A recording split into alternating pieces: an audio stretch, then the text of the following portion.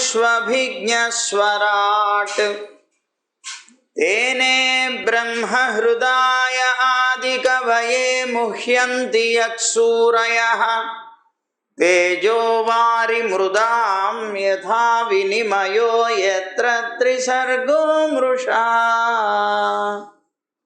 धाम्ना स्वेन सदा निरस्तकुहकं सत्यं परं धीमहि धर्मः प्रोज्झितकैतवोऽत्र परमो निर्मत्सराणां सदां वेद्यं वास्तवमत्र वस्तु शिवदं तापत्रयोन्मूलनम् श्रीमद्भागवते महामुनिकृते किं वा परैरीश्वरः सद्यो हृद्यवरुध्यतेऽत्र कृतिभिः शुश्रूषुभिस्तक्षणात् नारायणं नमस्कृत्य नरं चैव नरोत्तमं देवीं सरस्वतीं व्यासं ततो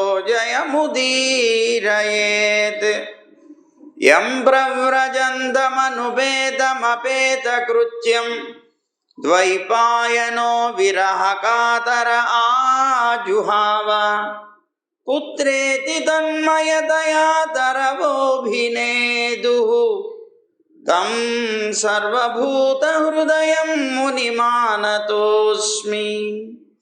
श्रीमद्भागवतं पुराणतिलकं यद्वैष्णवानां धनं यस्मिन् पारमहंस्यम् एकममलं सत्यं ज्ञानं परं गीयते यत्र ज्ञानविराग भक्तिनैष्कर्म्यमाविष्कृतं निगमकल्पतरोर्गलितं फलं सुखमुखादमृतद्रवसंयुतं पिबत भागवतं रसमालयं मुहुरहो रसिका भुवि भावुकाः। ज्ञानानन्दमयं देवं निर्मलस्फटिकाकृतिम् आधारं सर्वविद्यानां हयग्रीवमुपास्महे। श्रीरङ्गसिंहगिरिदेशिकपादसेवा प्राप्ताखिल द्रविडवेदरहस्यजातं श्रीगौतमान्वयजमाश्रितभागधेयं गोपालदेशिकमहं शरणं प्रपद्ये। संसारसागरे मग्नं दीनं मां करुणानिधे कर्ममोहगृहीताङ्गं मामुद्धर भवार्णवात्।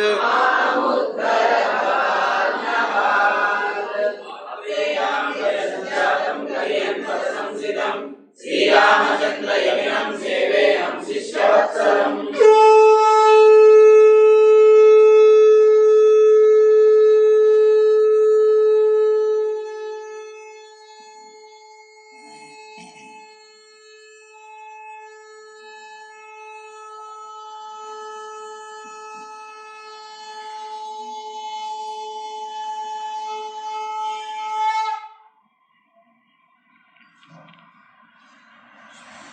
జై గోవింద.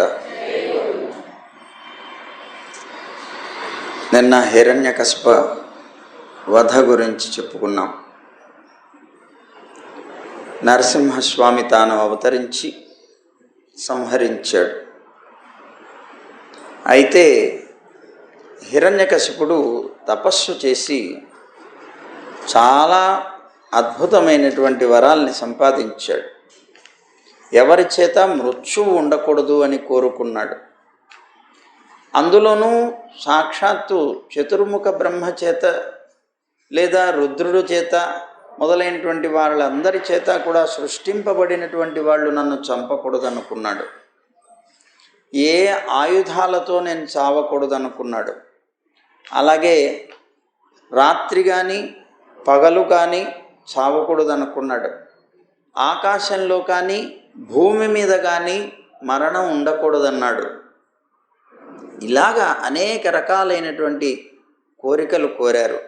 అటు మనుషులు కాకూడదు చంపేవాడు, అటు జంతువు కాకూడదు చంపేటువంటి వాడు, వీళ్ళెవ్వరి చేత కూడాను నాకు మృత్యు ఉండకూడదన్నాడు. మరి ఎన్ని రకాల కోరికలు కోరితే ఇతన్ని ఎలా చంపాలి? అందుకోసమే నరసింహస్వామి రూపంలో పరమాత్మ వేయించు. చాలా చతురుడు పరమాత్మ నారాయణుడు. నారాయణుడు చాలా చతురుడట. ఆయన యొక్క భక్తులు కూడా చాలా చతురులు అని అంటారు. ఆయన్ని ఆశ్రయించిన వారు కూడా చతురులేండి. అదిగో అలాంటి ఆ చాతుర్యం చేత ఏమేం కోరాడు, ఇలా కోరాడా, ఇలా కోరాడా, ఇలా కోరాడా, ఓకే అలాగే దాన్ని బట్టే నేను అతన్ని సంహరిస్తానన్నాడు.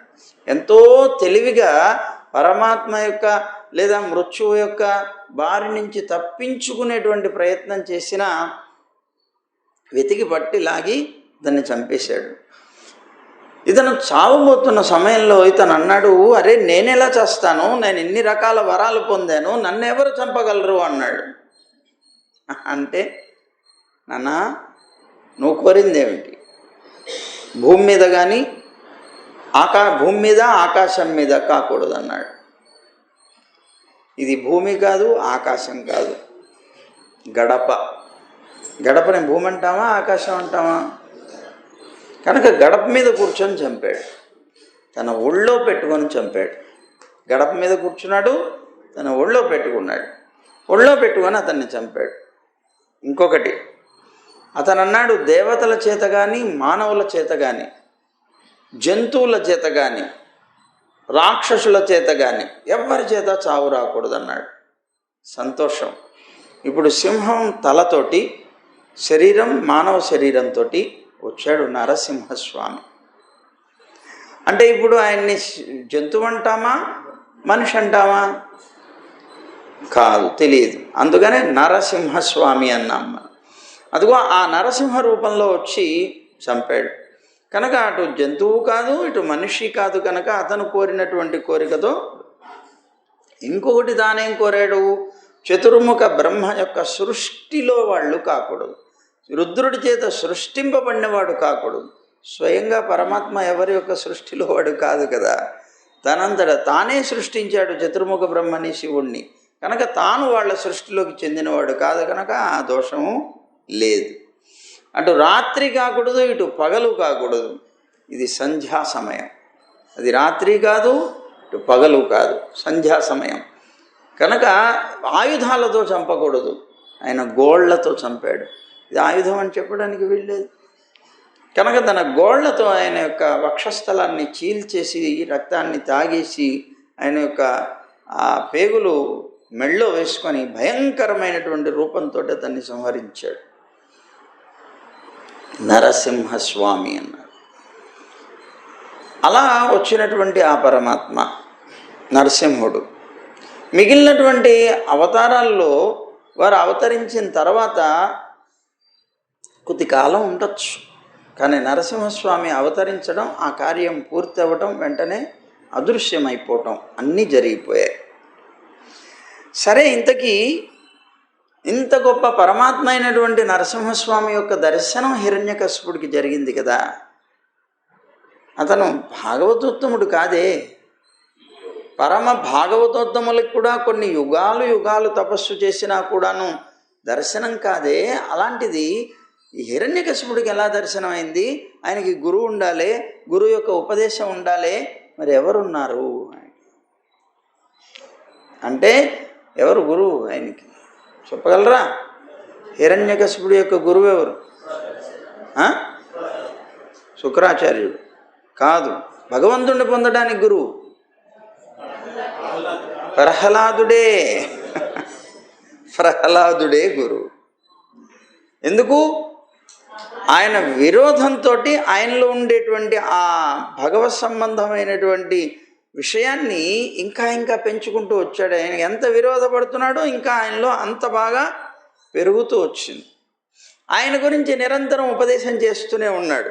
సాక్షాత్తు పరమాత్మ అంటే ఎవరు అనుకున్నావా, అది అనుకున్నావా, ఇది అనుకున్నావా, ఇలాగా అలాగా అంటూ అనేక రకాల ఉపదేశాలు చేశాడు. భగవంతుని యొక్క అద్భుతమైనటువంటి అంతర్యామిత్వాన్ని గురించి నిరూపించాడు. ఇంతకన్నా గొప్ప గురువు ఎవరు కావాలి? అనగా ఆయన గురువు అయ్యాడు. సరే, మంచిది. మరి నరసింహస్వామి ఆవిర్భవించాడు కదా. లోకంలో పరమాత్మ అయినా కూడా ఈ లోకంలో అవతరించినప్పుడు ఈ మానవ సంబంధమైనటువంటి మర్యాదని పాటిస్తాడు.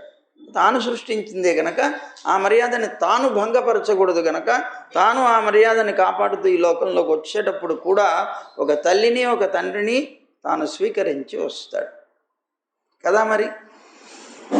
మరి నరసింహస్వామికి తల్లిదండ్రులు ఎవరు? ఏమండి? స్తంభమే తల్లి తండ్రి, దాంట్లో నుంచి ఆవిర్భవించాడు కదా. ఆశ్చర్యం, ఒక అచేతనంలో నుంచి చైతన్యం పుట్టింది. ఇలా పరమాత్మ యొక్క అవతారానికి చాలా అద్భుతమైనటువంటి విషయాలు ఉన్నాయి.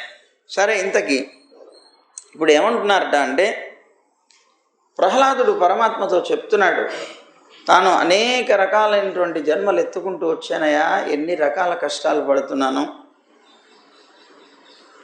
అన్ని యోనుల్లోనూ ప్రియమైనటువంటి వాళ్ళతో వియోగం, అప్రియమైనటువంటి వాళ్ళతో సంయోగం కలుగుతూ ఆ శోకం అనేటువంటి అగ్ని చేత దగ్ధుణ్ణైపోయానన్నాడు. అనేక జన్మలు ఎత్తుకుంటూ వస్తున్నాం. వచ్చేటువంటి దాంట్లో మనకి దుఃఖం దేనివల్ల వస్తుంది? ప్రియమైనటువంటి వాళ్ళతో వియోగం కలిగినప్పుడు, అప్రియమైనటువంటి వాళ్ళతో సంయోగం కలిగినప్పుడు, అంటే వాళ్ళతో స్నేహం కలవడమో లేకపోతే వాళ్ళతో కలవడమో ఏదో ఒకటి జరిగినప్పుడు, ఈ రెండిటి వల్ల దుఃఖం అనేటువంటిది వస్తుంది. ఆ దుఃఖం అనేటువంటి దావానలం ఆ హృదయాన్ని మండింపచేస్తుంది. దగ్ధుడినైపోయాను. పోనీ ఈ దుఃఖానికి నేను ఏదైనా ప్రతీకారం చేసుకుందాం కదా అనుకుంటే ఇంకా కొన్ని దుఃఖాలు ఎదురొచ్చి నాకు నిలుస్తున్నాయి. నేనేం చేయలేకపోతున్నాను. అందువల్ల నిన్ను సేవించడానికి తగినటువంటి ఉపాయం ఏదైనా ఉంటే చెప్పవయ్యా. ఆ దుఃఖాలన్నింటినీ కూడా తొలగించేసుకొని పూర్తిగా నిన్ను నా మనస్సులో, నా హృదయంలో స్థాపించుకొని నీ యొక్క సేవ మాత్రమే చేస్తూ జీవించగలిగేటువంటి ఉపాయం ఏదైనా ఉంటే అనుగ్రహించవయ్యా అని అన్నాడు. అయినా కూడా నువ్వు కనుక ఉపేక్షిస్తే ఈ లోకంలో తప్పింపజేయబడుతున్నటువంటి జీవులు ఎవరైతే ఉన్నారో వాళ్ళ యొక్క అభిలాషలు, వాళ్ళు అభిలషించేటువంటి ప్రతీకారాలు క్షణకాలం కూడా ఉండకుండా పోతాయి కదా. వాటి వల్ల దుఃఖాలు అనేటువంటివి రావు కదా అన్నాడు. లోకంలో అందరూ అనుకుంటారు పరమాత్మ కన్నా కూడా లోకంలో ఉండేటువంటి జీవకోటే మనకి రక్షకులు అని. సహజంగా తల్లిదండ్రులు రక్షకులు అనుకుంటారు బాలురు, పిల్లలందరూ కూడా. కానీ తల్లిదండ్రులు వాళ్ళకి రక్షకులు కాలేరు. పోనీ ఔషధం రోగులైనటువంటి వాళ్ళకి రక్షకం అనుకుంటారు, కానీ ఔషధం కూడా వాళ్ళకి రక్షకం కాదు. నౌక సముద్రంలో ప్రయాణం చేసేవాడికో లేదా సముద్రంలో మునిగిపోయేవాడికో అది రక్షకం అనుకుంటారు, కానీ అది రక్షకం కాదు. యథార్థమైనటువంటి రక్షకుడు నువ్వేనయ్యా. అన్ని రకాలుగా కూడా జీవకోటిని అనుగ్రహించేటువంటి రక్షకుడు నువ్వై ఉన్నావు. అలాగే ఈ లోకంలో అందరూ కూడా అభిలషిస్తూ ఉంటారు సుఖం కోసమే తపిస్తారు. మనిషే కాదు, చిన్న చీమ దగ్గర నుంచి, చిన్న చీమైనా కూడా సుఖం కోసమే దాన్ని తపన పడుతుంది. దాని కర్మలన్నీ సుఖం కోసమే. అలాగే ఆ చీమ దగ్గర నుంచి, చిన్న కీటకం దగ్గర నుంచి చతుర్ముఖ బ్రహ్మ దాకా ప్రతి వాళ్ళు కూడాను సుఖం కోసమే అభిలషిస్తూ జీవిస్తూ ఉంటారు. ఆ సుఖం దీనికన్నా అధికం కావాలి, దీనికన్నా అధికం కావాలి, దీనికన్నా అధికం కావాలి అని తాము పొందేటువంటి సుఖాలకి ఇంకా ఇంకా అధికమైనటువంటి స్థితిని కోరుతూ చిట్ట చివరికి స్వర్గానికి వెళ్తారు. స్వర్గం అని చెప్పబడేటువంటి అక్కడ ఉండేటువంటిది అద్భుతమైనటువంటి సుఖం అనుకొని దాన్ని పొందాలనుకుంటారు. పోనీ దాంట్లో కూడాను ఆ సుఖం అయిపోయి పంపించేస్తున్నారు కనుక ఇలా కాదు, మనకు ఆయుష్ కనుక అధికంగా ఉన్నట్లయితే ఆ ఆయుష్ వల్ల అధికంగా అనుభవించవచ్చు అని లోకపారులైనటువంటి ఆ లోకపాలుర యొక్క ఆయుష్ని కూడా కోరుకునేటువంటి వాళ్ళు కొంతమంది ఉంటారు. ఆయుష్ కానీ వాళ్ళ యొక్క సంపదలు కానీ లేదా ఐశ్వర్యాలు కానీ ఇవన్నీ కూడా నేను చూసేశాను స్వామి. వాటి వల్ల ఏమీ స్థిరమైనటువంటి సుఖం లేదు అని తెలుసుకున్నాను.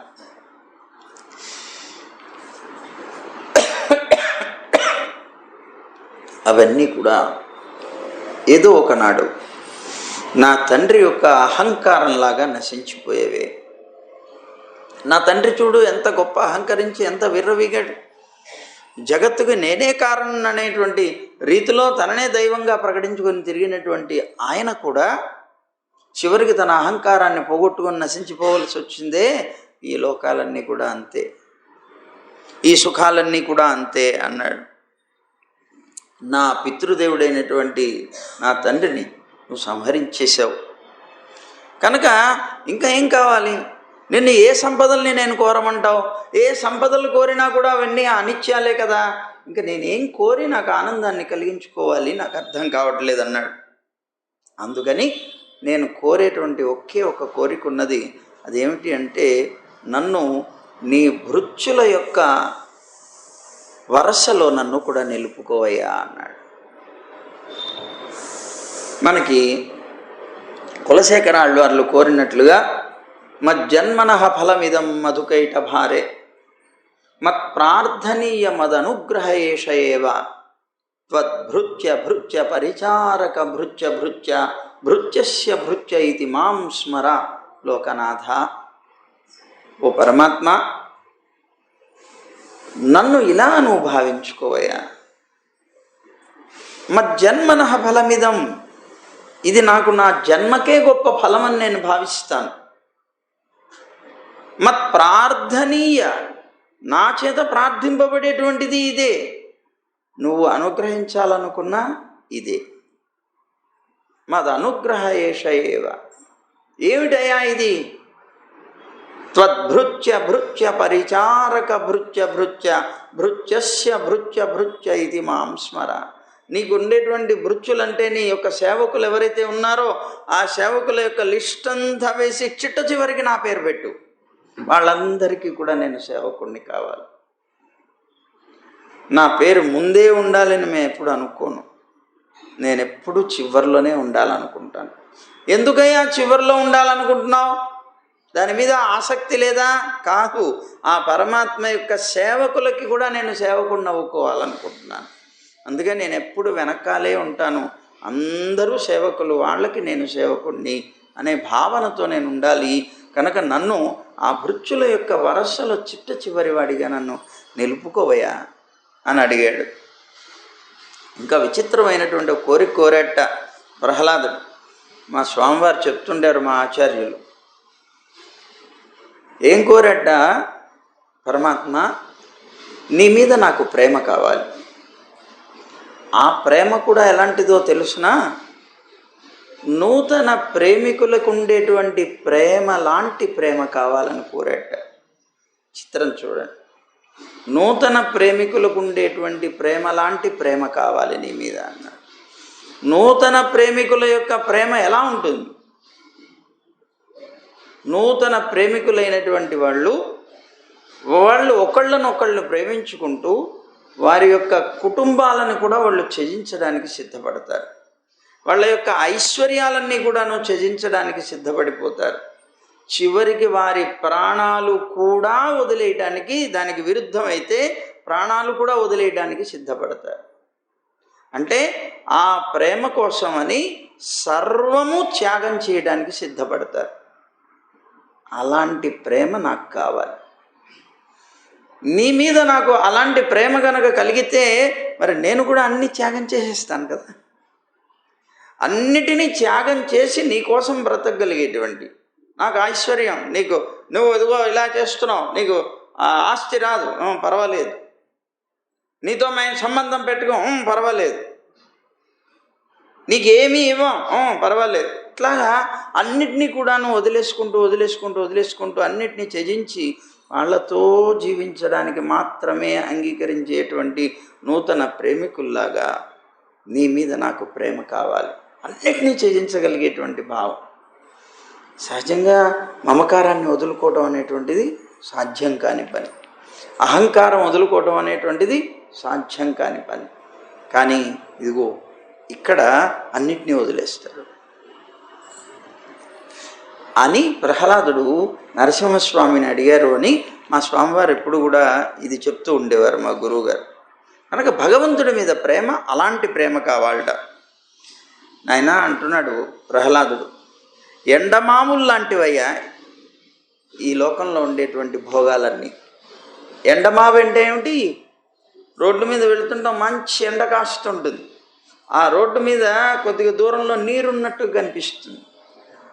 దాహం వేస్తున్నటువంటి వాడు అక్కడ ఏదో నీళ్లు ఉన్నాయి కదా తాగుదామని వెళితే అక్కడ నీరు కనిపించదు, ఇంకా ముందుకు కనిపిస్తూ ఉంటుంది.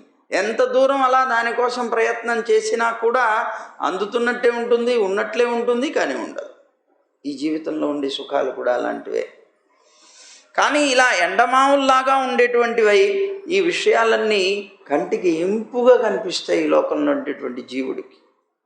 కానీ దాని లోపలికి వెళ్ళినప్పుడు దుఃఖమే, అది నిజంగా లేదు అని తెలుసుకున్నప్పుడు దుఃఖం అనేటువంటిది పొందుతాడు. సమస్తమైనటువంటి రోగాలకి పుట్ట ఈ శరీరం. రోగాన్ని అనుభవిస్తూనే ఉంటాడు, ఒక పక్కన మళ్ళీ ఈ శరీరాన్ని కాపాడుకోవాలనే తపన. ఎంత విచిత్రం చూడండి.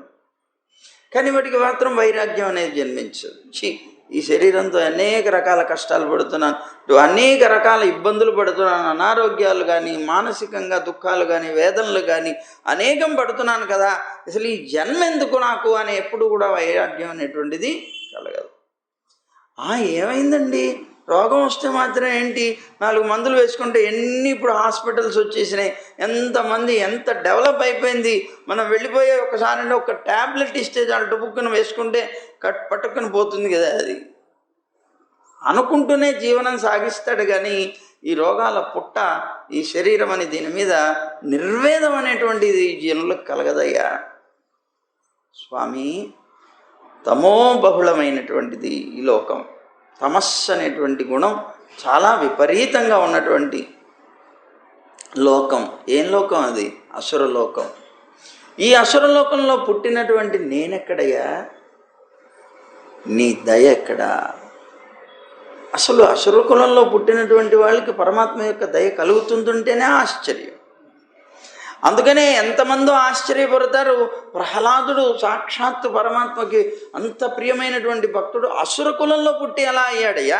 దేవ కులంలో కూడా నువ్వు పుట్టలేదే, మనుష్య కులాల్లో కూడా అంత గొప్పవాడు లేడే, అసుర కులంలో పుట్టాడేమిటి అని ఆశ్చర్యపోయేటువంటి అద్భుతమైనటువంటి స్థితిని నాకు కల్పించావి.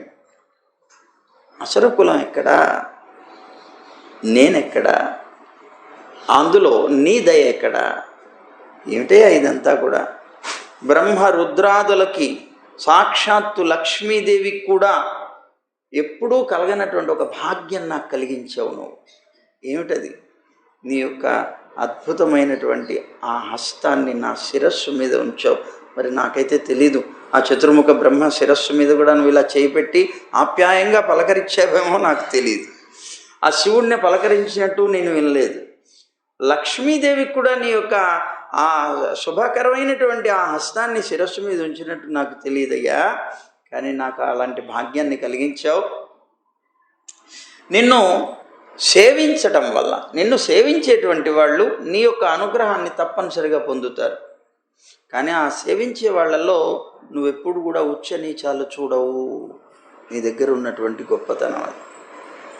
వీడు తక్కువవాడు, వీడు ఎక్కువవాడు అనేటువంటిది కూడా చూడవు. వీడు మహాపాపి లేదా వీడు పుణ్యాత్ముడు అనేటువంటిది కూడా చూడవు.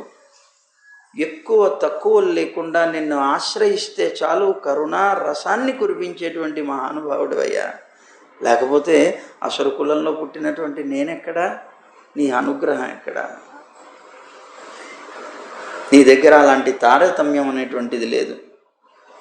కామ్యమైనటువంటి వస్తువులు లోకంలో అలాంటి వస్తువుల్ని కోరేటువంటి జనులు ఎవరైతే ఉంటారో ఆ మనుషుల్ని అనుసరించి నేను కూడా ఈ సంసారం అనేటువంటి కూపంలో పడిపోయాను.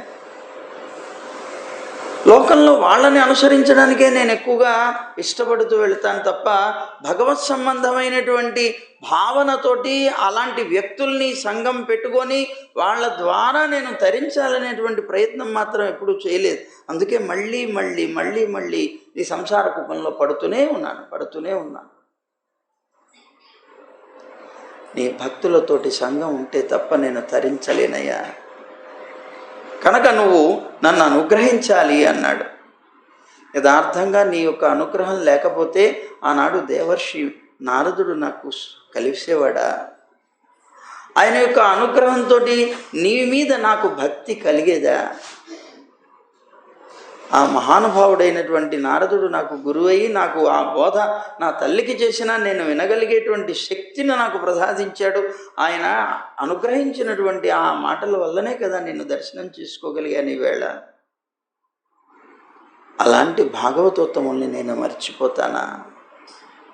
అలాంటి గురువులని నేను విస్మరిస్తానా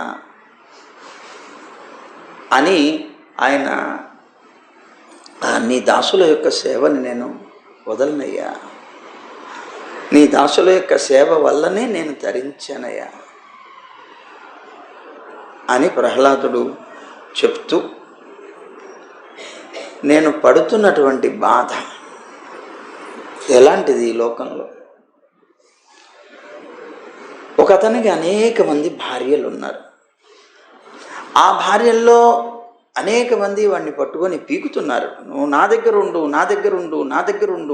ఉండు అంటూ వాళ్ళందరూ కూడా పీకుతున్నారు. అలాంటి స్థితి నా ఇంద్రియాల ద్వారా నేను పొందుతున్నాను.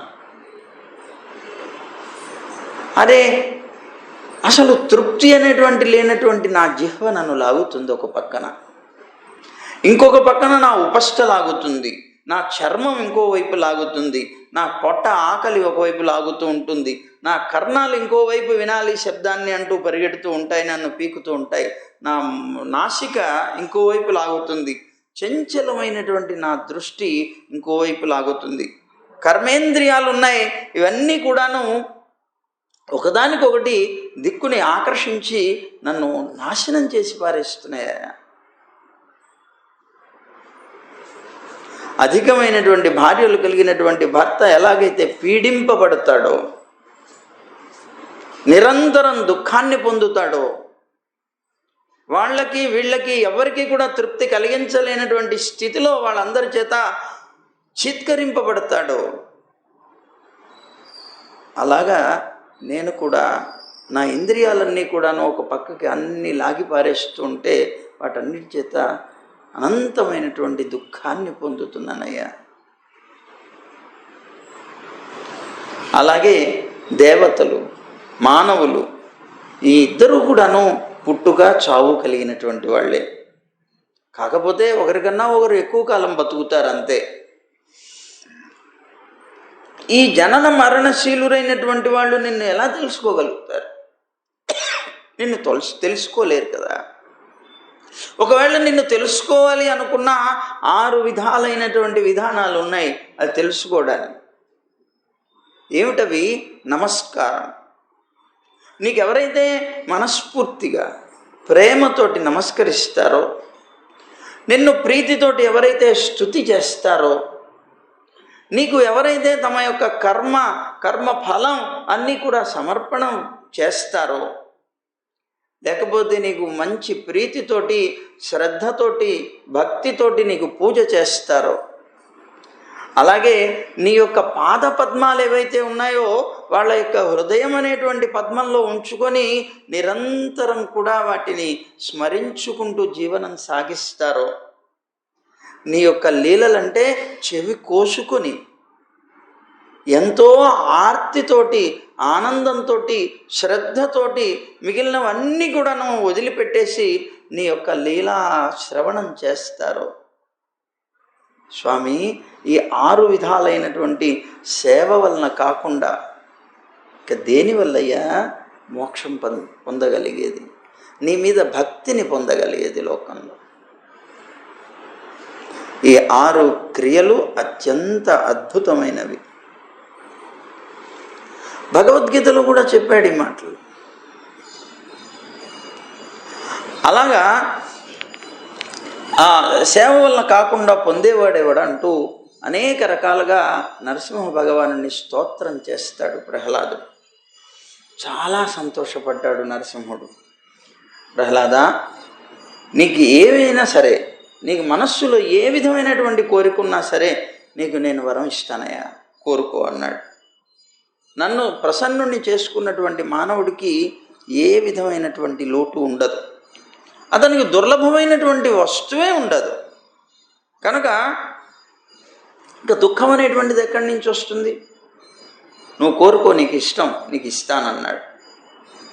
ప్రహ్లాదుడు అనుకున్నాడు, నేను కనుక కామ్యకర్మల్ని కోరితే అవి నా భక్తి యోగానికి ప్రతిబంధకాలు అవుతాయి. నేను ఏ కోరిక కోరినా అది నా భక్తి, నా పరమాత్మ మీద నాకున్నటువంటి ఆ ప్రీతికి అడ్డు తగులుతాయి. అది వ్యామోహాన్ని కలిగించి దాని నుంచి నన్ను తప్పిస్తాయి. కనుక అలాంటి వాటిని నేను కోరకూడదు అనుకున్నాడు. అనుకొని, పరమాత్మ, నాకు ఆ కామాల యొక్క సాంగత్యానికి నేను ఎప్పుడు భయపడుతూ ఉంటానయ్యా. ఆ కోరికలు ఏవైతే ఉన్నాయో ఇతరత్ర కామ్యకర్మలైనటువంటి వాటి యొక్క సంబంధం అంటేనే నాకు మనస్సుకి భయం. ఎందుకు భయం? నీ నుంచి వియోగం కలుగుతుందేమో అని భయం. అందువల్ల నీ నుంచి విషయాది భోగాల్ని మాత్రం నేను కోరలేనన్నాడు. ఒకవేళ నేను కోరాననుకో,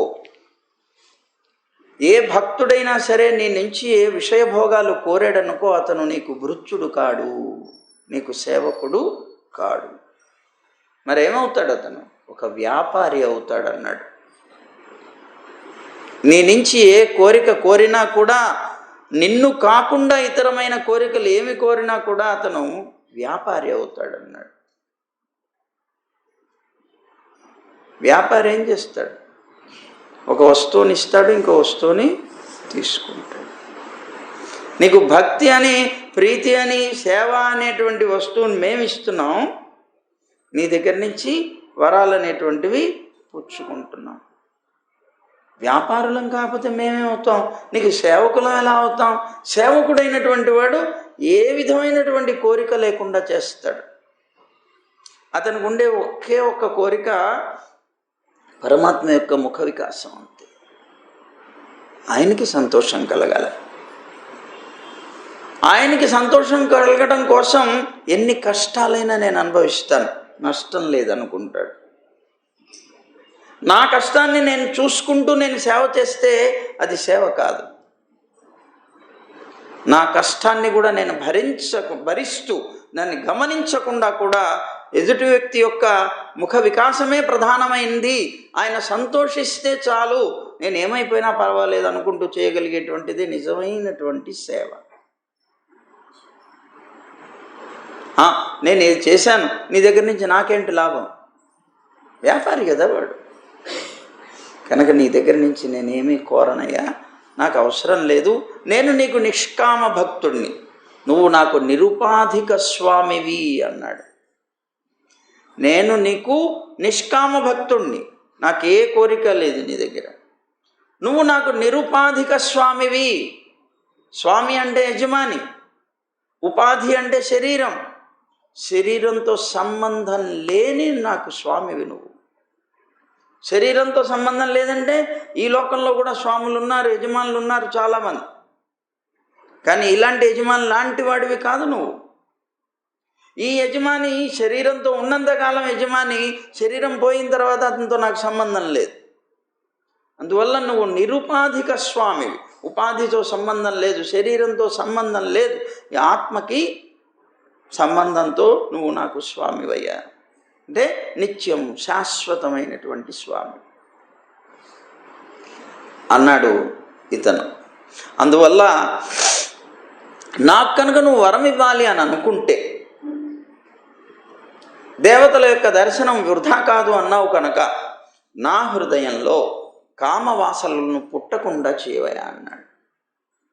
కామవాసనలే పుట్టద్దు, నీ మీద భక్తి చెడద్దు, అది ఒక్కటి నాకు వరాన్ని ప్రసాదించు చాలన్నాడు.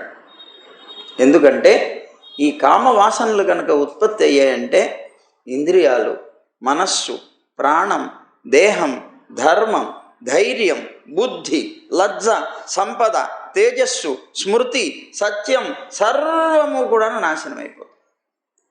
మొత్తం నాశనం అవుతుంది ఒక్క కామవాసన చేత. కనుక నాకు అవి వద్దు. నీ యొక్క పాదార విందాలు నిరంతరం స్మృతి పదంలో ఉండాలి. అలాగే ఈ కామవాసనలన్నీ నా హృదయం నుంచి తొలగిపోవాలి అని అడిగాడు.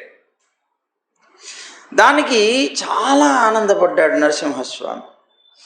భగవంతుడు కోరికలు కోరితే ఇస్తాడు, నువ్వేం కోరితే అవి ఇస్తాడు.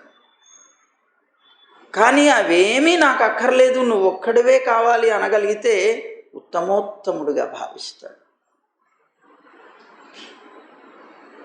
కనుక ప్రహ్లాదుణ్ణి చాలా అద్భుతంగా సంతోషించి, నాయనా నువ్వు నాకు ఏకాంత భక్తుడవి అన్నాడు. సాక్షాత్ పరమాత్మ ప్రహ్లాదుణ్ణి, అందుకే మరి భాగవతోత్తముల లిస్టులో మొట్టమొదటి పేరు అది. ప్రహ్లాద, నారద, పుండరీక అంటూ మొట్టమొదటి పేరుగా ప్రహ్లాదుణ్ణి కీర్తించారు. నువ్వు నాకు ఏకాంత భక్తుడివి, ఐహికం కానీ ఆముష్కముఖమైనటువంటి శుభాల్ని కానీ నువ్వు కోరుకోవటం లేదు. యథార్థంగా నా ఏకాంత భక్తులైనటువంటి వారు వీటన్నిటిని తుచ్చంగా భావిస్తారు. ఈ లోకానికి సంబంధించినవి, లేకపోతే ఆ స్వర్గాది లోకాలకు సంబంధించిన సుఖాలన్నింటినీ తుచ్చంగా భావించి నన్ను మాత్రమే కోరుకుంటారు. అయినా కూడా నీకు నేను వరం ఇస్తున్నాను అన్నాడు. ఏం వరం ఇస్తున్నావు అనంటే, నువ్వు ఈ మన్వంతరం ఏదైతే ఉందో ఈ మన్వంతరం వరకు కూడా ఇక్కడే ఈ దైత్యలోకానికి అధిపతివై ఉంటావు. విషయ సుఖాలని నువ్వు అనుభవిస్తూ, ప్రియమైనటువంటి నా కథాశ్రవణం చేస్తూ, కీర్తనం చేస్తూ, నీ యొక్క కర్మ ఫలాన్ని నాకు అర్పిస్తూ జీవనం సాగించు. నన్నే ఆరాధిస్తూ ఉండు. సుఖానుభవం అయినటువంటి ప్రారబ్ధాల చేత, ప్రారబ్ధాలలో కొన్ని సుఖాలు కూడా ఉంటాయి కనుక ఆ సుఖానుభవం అయినటువంటి ప్రారబ్ధాలు అనేటువంటి వాటి చేత పుణ్యాల్ని చెయ్యి, అనుభవించు. ఆ పుణ్యాలని నువ్వు ఆచరించడం ద్వారా నీకుండేటువంటి పాపాలు ఏమైనా ఉంటే వాటన్నిటినీ పోగొట్టేసుకో. కాలగతి ద్వారా శరీరాన్ని కూడా వదిలేసి ఇలా అన్నిటినీ త్యాగం చేసుకుంటూ వెళ్ళిపో. వచ్చి చిట్ట చివరికి బంధ విముక్తుడు అవుతావు, నన్నే నువ్వు పొందుతావు. కనుక నీకు ఇది ఇస్తున్నాను వరం అన్నాడు. నన్ను కానీ, నిన్ను కానీ, ఈ కథని కానీ, ఈ జరిగినటువంటి సంఘటనని కానీ ఎవరైతే స్మరిస్తారో ఆ మానవుడు కర్మబంధాల నుంచి విడబడతాడు, అతనికి మోక్షం తథ్యం అన్నాడు. సరే అయిపోయిన తర్వాత ప్రహ్లాదుడు అన్నాడు, స్వామి, నా తండ్రి మరణించేటువంటి సమయంలో నీ యొక్క కటాక్ష దర్శనం చేత పవిత్రుడయ్యాడు, సందేహం లేదు. కానీ అతని మనసులో ఎప్పుడూ కూడా నీ యొక్క తేజస్సును తెలుసుకోలేక నువ్వు సోదరుడి యొక్క హంతకుడివి అనేటువంటి దృష్టితోనే నిన్ను చూశాడు. మలినమైనటువంటి దృష్టి అది. నా సోదరుణ్ణి చంపినవాడు విష్ణువు అనే నీ మీద ద్వేషం పెట్టుకుని బ్రతికాడయ్యా. ఆ ద్వేషంతోనే నీ మీద నేను ప్రీతితో ఉంటే నన్ను కూడా హింసించాడు. అలా నువ్వు అతని యొక్క సోదరుణ్ణి చంపావని నిన్ను అనేక రకాలైనటువంటి రీతిలో దూషించాడు. కానీ అతనికి అనేక రకాల పాపాలు వచ్చాయి. భగవద్దూషణ, భాగవత దూషణ, భాగవతోత్తముడైనటువంటి అతనికి చేసినటువంటి నికృష్టపు చేష్టల వల్ల. అయినా కూడా నిన్ను ప్రార్థిస్తున్నాను, నా తండ్రి మోక్షం పొందేలాగా వరం ఇవ్వవయ్యా అని అడిగాడు. నాకేం అక్కర్లేదు, యథార్థం, నీ మీద చాలా ద్వేషంతో బతికాడు, నా మీద ద్వేషంతోనే బతికాడు. అంత దుర్మార్గుడైనా కూడా నీ అనుగ్రహానికి పాత్రుడు కావాలి, నీ అనుగ్రహం చేత అతను మోక్షం పొందాలి, అదొక్కటే నేను కోరుకుంటున్నాను అన్నాడు. అనేటప్పటికే నరసింహస్వామి నవ్వి, నాన్న, త్రిసప్తభిః పితా పూతః పితృభిః సహతే అనఘ యత్ సాధోస్య కులే జాతో భవాన్ వై కులపావనః అన్నాడు. ఆయన, నువ్వు పాపరహితుడివి, అలాంటి పాపరహితుడు అయినటువంటి నువ్వు నా యందు అత్యంతమైనటువంటి భక్తి కలిగినటువంటి వాడివి. ఒక విష్ణు భక్తుడైనటువంటి వాడు ఒక వంశంలో కనుక పుడితే, అలా పుట్టినటువంటి వాడి వల్ల 7 త్రిసప్తభిః, ముందు జరిగిపోయిన 7 తరాలు, జరుగుతున్న 7 తరాలు, జరగబోయే 7 తరాలు, మొత్తం 21 తరాలు తరిస్తాయి అన్నాడు. ఆ 21 తరాల్లో నీ తండ్రి కూడా ఉన్నాడు కదా, కనుక నీ తండ్రి గురించి నువ్వు ఆలోచించవలసిన అవసరం లేదయ్యా. నువ్వు పుట్టడం వల్లనే అతనికి పరమపదం అనేటువంటిది సిద్ధమైపోయింది అన్నాడు అతను. అని ఎక్కడైతే సమదర్శులైనటువంటి సాధువులు, సదాచారయుక్తులైనటువంటి నా భక్తులు ఉంటారో, అవి అపవిత్రమైనటువంటి ప్రదేశాలైనా పవిత్రమైనవే, గుర్తుపెట్టుకోండి అన్నాడు. అందుకనే తీర్థయాత్రలు అక్కర్లేదు మనకి, ఆచార్యులను సేవిస్తే చాలు.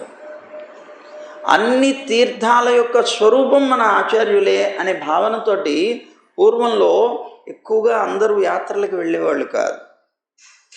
వెళ్ళలేని వాళ్ళు ఆచార్యుల్ని సేవించుకుంటూ ఆచార్యుల దగ్గర ఉండేవారు. అదే మనకి తీర్థం, మహాతీర్థం. అట్లా కారణం ఏమిటి అంటే, నా యందు భక్తి కలిగినటువంటి ఆ సాధువైనటువంటి వాళ్ళు సదాచారయుక్తులై ఉంటే, వాళ్ళు ఉండే అపవిత్రమైనటువంటి ప్రదేశాలు కూడా పవిత్రమే అవుతాయి. ఎందుకంటే నా భక్తులు ఎవరికీ కూడా కష్టాన్ని కలిగించరు. నీలాంటి లక్షణాలు కలిగినటువంటి వాళ్ళే నా భక్తులయ్యా, నువ్వే నా భక్తుల్లో శ్రేష్ఠుడవి, ఆదర్శ భక్తుడవి అని నరసింహస్వామి ఆయన అనుగ్రహించారు. నా అవయవాల యొక్క స్పర్శ చేత అన్ని విధాలా కూడాను పవిత్రమయ్యాడు నీ తండ్రి. స్వయంగా నేనే కదా తీసుకొని అతని ఒళ్ళో కూర్చోబెట్టి అతని యొక్క హృదయాన్ని చీల్చి, ఆ హృదయాన్ని పెకిలించి పక్కన పడేశాను. నా యొక్క కరస్పర్శ చేతనే పవిత్రమయ్యాడు అతను. కనుక నువ్వు చర్మ సంస్కారాలు చెయ్యి. నీ తండ్రి దుర్మార్గుడని, నాకు విరోధి అనేటువంటి భావన పొందకు, అతనికి నువ్వు చర్మ సంస్కారాలు చెయ్యి అన్నాడు. నీలాంటి పుత్రుడు ఉండడం వల్ల అతను ఉత్తమ లోకాల్ని తప్పనిసరిగా పొందుతాడు అన్నాడు. అని బ్రహ్మని చూశాడు నరసింహస్వామి. నాయనా ఇలారా అన్నాడు. చతుర్ముఖ బ్రహ్మ వచ్చారు. ఇదిగో పాముకి పాలు పోసినట్లుగా, పాముకి నువ్వు పాలు పోసినా అది ఏదో ఒకనాడు కాటు వేస్తుంది. క్రూర స్వభావం కలిగినటువంటి అసురులకి నువ్వెప్పుడు ఇలాంటి వరాలు ఇవ్వకు అన్నాడు. అని కొద్దిగా ఆయన్ని మందలించి, ఇలాంటి వరాలు ఇవ్వడం వల్ల నాకు శ్రమ కలిగిస్తున్నావు, భాగవతోత్వం లేనటువంటి వాళ్ళకి శ్రమను కలిగిస్తున్నావు. కనుక వరం ఇచ్చేటప్పుడు కొద్దిగా ఆలోచించుకొని, దీనివల్ల ఏ విధమైన ఆపద సంభవించదు అనుకున్నప్పుడే నువ్వు వరం ఇవ్వు అని ఉపదేశం చేసి మందలించి అక్కడి నుంచి అదృశ్యుడైపోయాడు. ఆ తర్వాత బ్రహ్మాదులందరూ కూడా ప్రహ్లాదుడి యొక్క వైభవాన్ని కీర్తించారు. ఆయనకి పట్టాభిషిక్తుడిని చేసి పట్టాభిషేకం చేశారు. చేసి ఆనందించి వాళ్ళందరూ కూడా వెళ్ళిపోయారు. అట్లా వీరేం చెప్తున్నారు, పరీక్షణ్ మహారాజుకి సుఖ మహర్షి ఈ విధంగా విష్ణు పార్షదులైనటువంటి 2 దితి యొక్క సంతానంగా జన్మించి వైరభావంతో నృసింహ భగవానుడి చేత వరాహ భగవానుడి చేత నాశనాన్ని పొందారయ్యా. వాళ్లే మళ్ళీ కుంభకర్ణుడిగానో లేదా మన రావణాసురుడిగానో పుట్టి రామచంద్రుడి చేత చంపబడ్డారు. వాళ్లే మళ్ళీ ఇప్పుడు శిశుపాల దంతభక్తులుగా పుట్టారు అని నారద మహర్షి వాళ్ళకి చెప్తూ కృష్ణుడి చేత చంపబడ్డారన్నాడు. అయితే నరసింహస్వామి అవతరించినటువంటి స్థానమేది అని కొంతమందికి, ఎక్కడ అవతరించారు? మన వాళ్ళు అంటారు ఇక్కడ అహోబిలం అని. కానీ కొంతమంది అనేటువంటిది ఈవేళ ఉన్నటువంటి పంజాబ్ అనేటువంటి స్థానంలో ముల్తాన్ అనేటువంటి ఒక పట్టణం ఉంది. ఆ పట్టణంలో హిరణ్యకశిపుడి యొక్క రాజధాని ఉండేది అని, అక్కడే నరసింహస్వామి యొక్క ఆవిర్భావం జరిగింది అని. అందుకే పంజాబ్లో నివసించేటువంటి వాళ్ళందరూ కూడా వాళ్ళకి పేరుకి చివర సింగ్ పెట్టుకుంటారని. అందరికీ సింగులు ఉంటాయి కదా, పంజాబ్లో అందరికీ సింగ్ ఉంటుంది.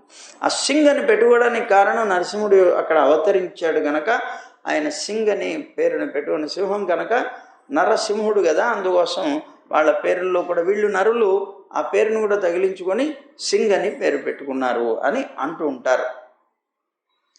సరే, ఇలా ఉండగా ఇంకొకటి ఏంటి, అసలు హిరణ్యకశిపుడు హిరణ్యాక్షుడు వీళ్ళిద్దరు ఉన్నారు. హిరణ్యకశిపులు ఇద్దరూ కూడా మనలో ఉండేటువంటి లోభానికి రూపాలు. వీళ్ళు మనలో ఉండే లోభమే హిరణ్యకశిపుడు హిరణ్యాక్షుడు ఇద్దరు కూడా. కనుక వాళ్ళిద్దరినీ మనం నాశనం చేసుకుంటే తప్ప మనం భగవద్ దర్శనం చేసుకోలేం. ఆ తర్వాత రావణ కుంభకర్ణులు ఇద్దరు కూడా కామం ప్రమాదం. రావణాసురుడు కామస్వరూపుడైతే ఆ కుంభకర్ణుడు ప్రమాద స్వరూపుడు. ప్రమాదం అంటే ఇక్కడ పరాకు, వాడు ఎప్పుడు నిద్రపోతూ ఉంటాడు కదా కుంభకర్ణుడు. అందువల్ల ఈ రెండు మనకి రావణ కుంభకర్ణులు లాంటివి. అందువల్ల కామం అనేటువంటిది నశించిపోతే తప్ప భగవద్ దర్శనం కాదు. అలాగే మనలో ఉండేటువంటి పరాకు పోయి శ్రద్ధతో మనం చేస్తే తప్ప భగవంతుణ్ణి పొందలేము. ఇక శిశుపాల దంతభక్తులు ఉన్నారు. వాళ్ళిద్దరు ఎవరు? క్రోధం, అహంకారం. శిశుపాలుడు మహాక్రోధి. అదిగో ఆ క్రోధం అహంకారం అనేటువంటివి రెండు మనలో శిశుపాల దంతభక్తులు లాంటివి. కనుక ఈ రెండు నశిస్తే కానీ పరమాత్మని దర్శించుకోలేము అని పెద్దలు అనుగ్రహిస్తూ ఉంటారు. సరే, ఇలా అవ్వగా నారదుడు అంటున్నాడు కదా, ఏ పరమాత్మ అయితే, అదో ఇప్పుడు ఇందాక చెప్పాను కృష్ణుడు అనేటువంటి వాడే శిశుపాల దంతభక్తులను ఇద్దరిని కూడా చంపాడని, ఆయనే రాముడై వాళ్ళిద్దరిని చంపాడని, ఆయనే హిరణ్యకశిపుడు హిరణ్యాక్షుడిని చంపాడు నరసింహ రూపంతో అని, ఆయన సాక్షాత్తు శ్రీమన్నారాయణుడేనయ్యా. అలాంటి పరబ్రహ్మ మానవ రూపంతో మీ గృహంలో నివసిస్తున్నాడు. మీరెంత భాగ్యవంతులో కదా అన్నాడు నారదుడు ధర్మరాజుతో. ఎంత భాగ్యవంతులు మీరు! సాక్షాత్తు పరమాత్మ ఈ లోకంలోకి వచ్చి మీకు హితకారి అయి మీ ఇంట్లో నివసించడం. అందుకేనయ్యా మునులందరూ కూడాను మీ ఇంటికి వచ్చేది. మహానుభావులైనటువంటి సాత్విక గుణం కలిగినటువంటి మహానుభావులందరూ మీ ఇంటికి మాటిమాటికి వచ్చిపోవడానికి మీకున్నటువంటి ఈ భాగ్యం వల్లనే అన్నాడు. ఆయన సాక్షాత్తు పరబ్రహ్మ, పరమానంద స్వరూపుడు. ఋషులైనటువంటి వాళ్ళ చేత కూడా అన్వేషించదగినటువంటి వాడు ఈవేళ మీ ఇంట్లో తిరుగుతుంటే వాళ్ళందరూ ఇంకా అన్వేషణ అవసరం లేదు, మనకి సాక్షాత్కరిస్తున్నాడని వచ్చి దర్శనం చేసుకుంటున్నారు పరమానందంతో అన్నారు. ఆయనకి మీకు ప్రియుడు, మీకు మిత్రుడు, మేనమరిది, ఆత్మ, పూజనీయుడు, మీ ఆజ్ఞని అనుసరించి ప్రవర్తించేటువంటి వాడు, మీకు గురువు అంటే మీకు హితాన్ని చేసేటువంటి వాడు.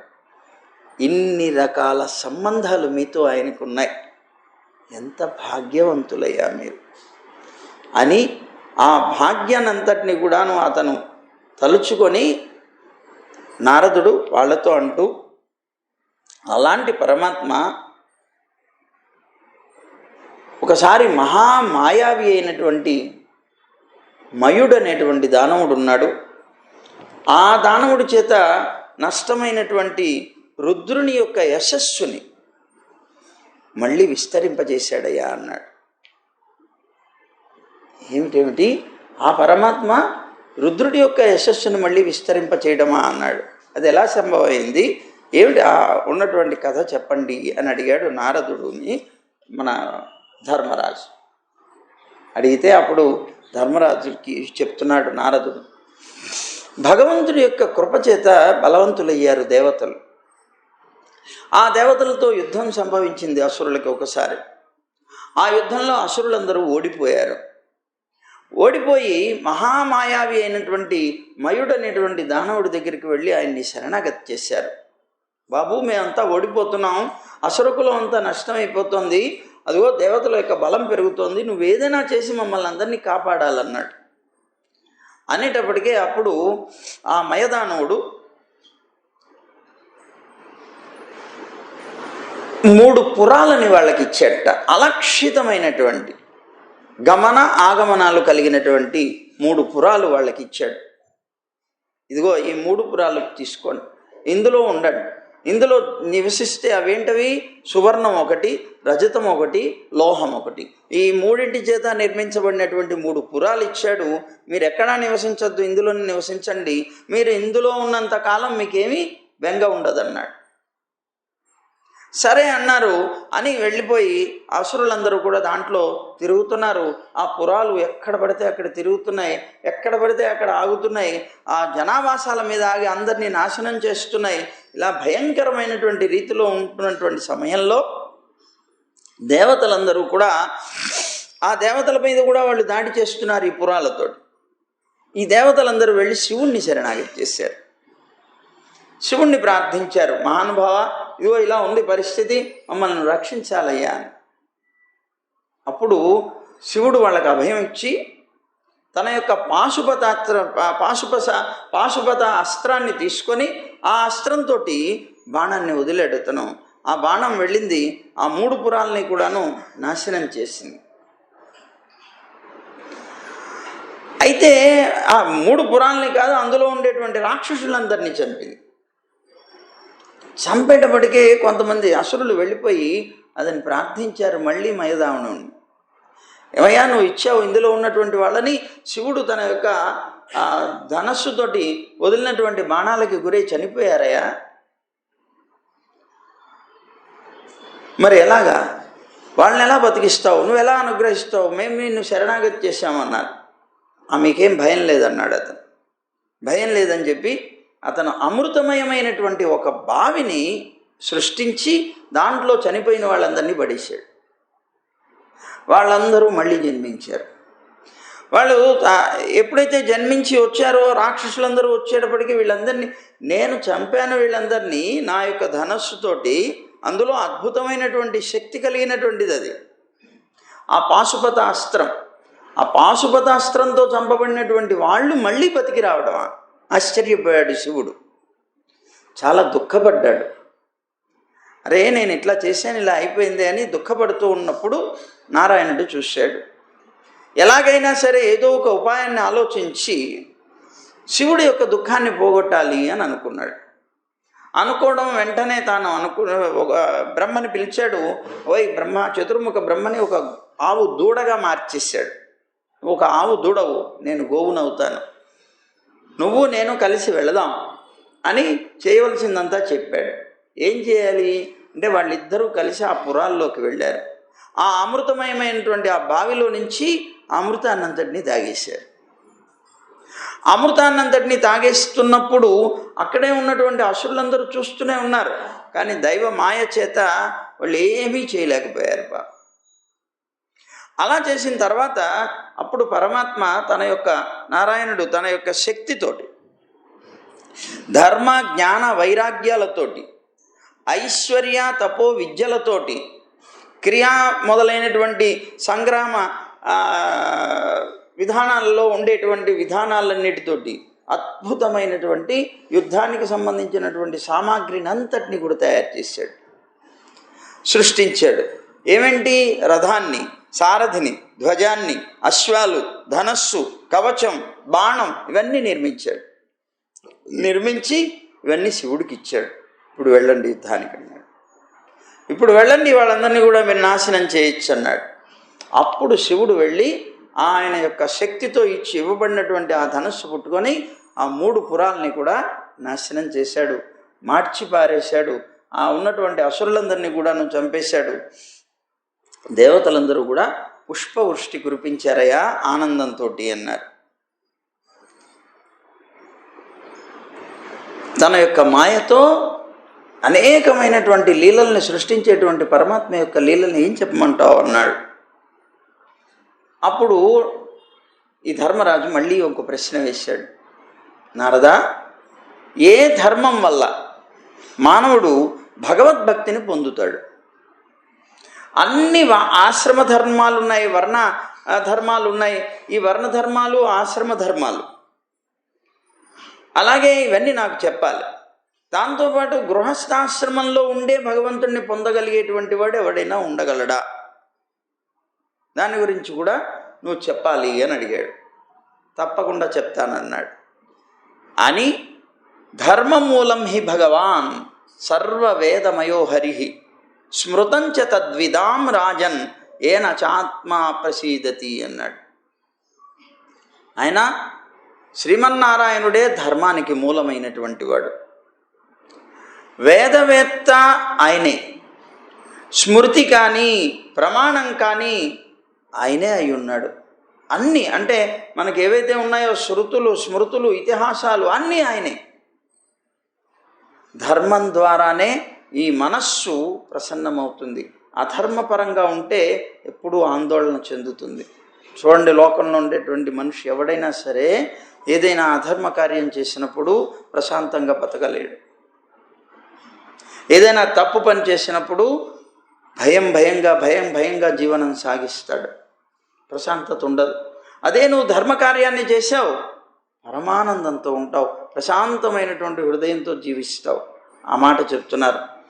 ప్రతి యుగంలో కూడా స్వాభావిక విహితమైనటువంటి స్వభావ విహితమైనటువంటి ధర్మం ఏదైతే ఉంటుందో అది ఇహలోకంలో కానీ పరలోకంలో కానీ మంగళకరమనే చెప్పబడుతోంది. వాడు చేసేటువంటిది ధర్మ కార్యమైనప్పుడు అన్ని చోట్ల కూడా అతనికి శుభమే కలుగుతుంది. అలాగే స్వభావకృతమైనటువంటి తన యొక్క సహజమైనటువంటి భావంతో అతను చేసేటువంటి వృత్తులు ఏవైతే ఉన్నాయో ఆ వృత్తుల్లో కూడా స్వధర్మపరాయణుడైనటువంటి వాడు తాను అలా చేయగా అనేక కర్మలు చేస్తూ చిట్ట చివరికి స్వభావజాత కర్మని పూర్తిగా వదిలిపెట్టేసి నిష్కామ భావాన్ని పొందుతాడు వాడు. అందుకే అసలు మనకి పురాణాలు కానీ లేకపోతే ఇప్పుడు విష్ణు సహస్రనామం చదువుతున్నాం, లక్ష్మీ అష్టోత్తరం చదువుతున్నాం, లేకపోతే భగవద్గీత చదువుతున్నాం, ఇవన్నిట్లో కూడాను చిట్ట చివర ఫలశ్రుతి అని ఉంటుంది. ఎందుకండి ఫలశ్రుతి? అసలు కామ్యాలు కోరకూడదు అంటున్నారు. అలా కోరకూడదంటూ మళ్ళీ వీళ్ళే దీని కింద ఫలశ్రుతి అని ఇస్తున్నారు. ఇదిగో ఇది చదివితే ఈ ఫలం వస్తుంది అని ఇస్తున్నారు. ఏమిటండి అని అంటే, నాయన కర్మల్లో తిరుగుతూ ఉండేటువంటి మనిషి ఎప్పుడూ తన కామ్యమైనటువంటి విషయాల గురించి ఎదురు చూస్తాడు గనక ఏమి చేస్తే నేను ఈ ఫలాన్ని పొందగలుగుతాను అని ఎదురు చూసే వ్యక్తికి ఇది ఉపకరిస్తుంది. సరే, అతను ఆ కర్మ చేస్తాడు, ఆ ఫలాన్ని పొందుతాడు, దాని మీద విశ్వాసం పెరుగుతుంది. ఎప్పుడైతే ఇదిగో ఇలాంటివి చేయటం వల్ల నాకు మంచి శుభాలు జరుగుతున్నాయనేటువంటి విశ్వాసం పెరుగుతూ వస్తుందో దానివల్ల అలాంటి కర్మలే ఎక్కువ చేస్తాడు. అలాంటి ధర్మకార్యాలు ఏవైతే ఉన్నాయో మాటిమాటికి చేయడం ప్రారంభిస్తాడు. అలా చెయ్యగా అతనికి విరక్తి కలుగుతుంది. బాగా కామ్యం కోసం చేసిన వాడు చిట్ట చివరికి ఏమవుతాడు? నిష్కామంగా కర్మ చేస్తాడు. ఎప్పుడు కోరికలతోనైనా విసుగు వస్తుంది అతను. నేను భగవంతుడిని ఏది కోరకుండా చేస్తానండి, చిట్ట చివరికి నిర్ణయం తీసుకుంటాడు. అలాగా నిష్కామ భావాన్ని పొందుతాడు అని చెప్తూ ఈయన ఒక చిన్న ఉదాహరణ చెప్తున్నాడు. మాటికి గింజలు నాటుతున్నావు, పొలంలో. ఆ పొలం ఏమవుతుంది? బలహీనమవుతుంది. మళ్ళీ పంట అనేటువంటి దాంట్లో నువ్వు పండించలేవు. ఒకానొక నాటికి దాంట్లో వేసినటువంటి గింజ కూడా నశించిపోతుంది. ఎందుకని? అది బలహీనపడిపోవటం వల్ల దాంట్లో సారం పోతుంది కదా. అందుకనే మన వాళ్ళు ఏం చేస్తుంటారు? ఎరువులు వేస్తుంటారు. ఎందుకు ఎరువు వేయటం? నువ్వు పంట పండించిన తర్వాత అది బలహీనపడుతుంది భూమి. మాటికి గింజలు వేస్తున్నావు, పండిస్తున్నావు నువ్వు దాన్ని. అలా సారం పోతుంది కనుక దాంట్లో సారాన్ని నింపడం కోసమని నువ్వు అనేక రకాల ఎరువులు గట్రాలు వేసి దాంట్లో సారాన్ని పెంచుకుంటున్నావు. అట్లాగే ఈ లోకంలో ఉండేటువంటి తాను అనేక రకాల కర్మ బీజాలని నాటుతూ వస్తున్నాడు. దాన్ని ఎందుకు నాటుతున్నాడు? పొలంలో గింజలు. దానివల్ల మళ్ళీ ఇంకా అధికమైనటువంటి గింజలు వస్తాయి, లాభం వస్తుందని. అలాగే ఇతను కూడా కామ్య కర్మలు అనేకమైనటువంటివి చేస్తూ ఉంటే చివరికి ఇది ఏమవుతుంది? నిస్సారమైపోతుంది. అప్పుడు ఇంకా కామ్యం కోసం అతను ఆలోచించాడు. అలాగే ఇంకొకటి కూడా చెప్తున్నాడు. అగ్ని ఉంది. ఆ అగ్ని నెయ్యి కనుక తోడైతే విపరీతంగా పెరుగుతుంది, సందేహం లేదు. కానీ ఆ నెయ్యి చుక్కలుగా పోస్తున్నప్పుడు అగ్ని విపరీతంగా వస్తుంది. అదే ఒకసారి పోసామనుకో, వృద్ధి పొందే అగ్ని కూడా అదేనా.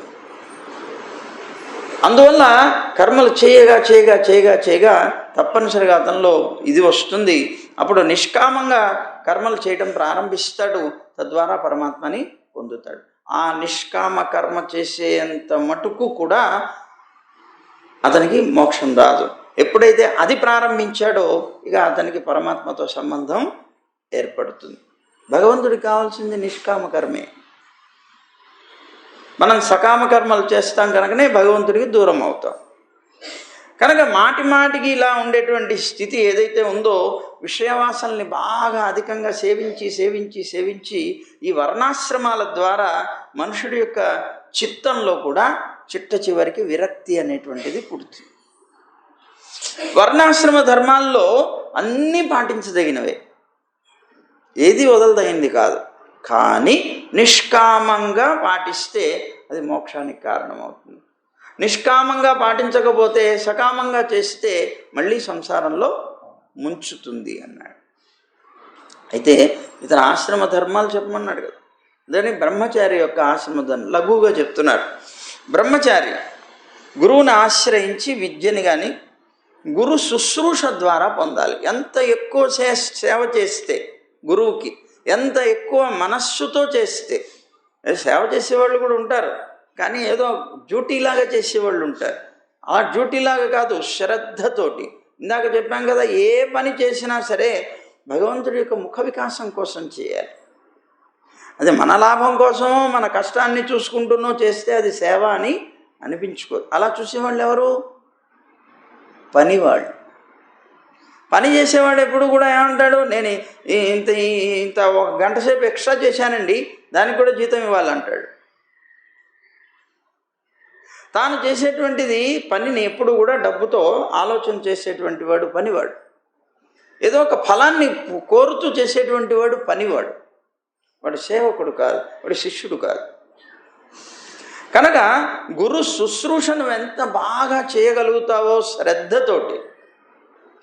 ఆ గురువుగారు ఏదో ఒక మాట అన్నారు, ఆ మాటను పుచ్చుకొని అది విపరీతంగా దాన్ని భావించేసేసి ఆ గురువుగారి సేవ లేదు పాడు లేదు అనుకుంటూ ఆ సేవను కూడా వదిలేసి దూరంగా వెళ్ళిపోయేటువంటి పరిస్థితి ఉంటుంది. నువ్వు శిష్యుడు ఎలా అవుతావు? నిన్ను ఆజ్ఞాపించినా, నిన్ను బాగు చేసినా, నిన్ను తిట్టినా గురువుకే అధికారం. లోకంలో ఎవరికి ఉంది అధికారం? ఎందుకు? అతని వల్లనే మనం బాగుపడుతుంది, అతని వల్లనే మనం బాగుపడాలి. శిక్షించేటప్పుడు అనేక రకాలైనటువంటి ప్రయోగాలు చేస్తారు గురువులు. వాడికి అనారోగ్యం ఉంది, పోగొట్టాలి అంటే చర్మాన్ని కోస్తాడు డాక్టరు. ఆ కోయడం అనేటువంటిది, లేకపోతే కత్తులు పెట్టి పొడవడం అనేటువంటిది హింసా ప్రవృత్తి. కానీ అక్కడ హింస అని భావిస్తామా? భావించడానికి వీల్లేదు. అది ఎందుకు? తన ఆరోగ్యం కోసమే ఆ ఆపరేషన్ జరుగుతుంది.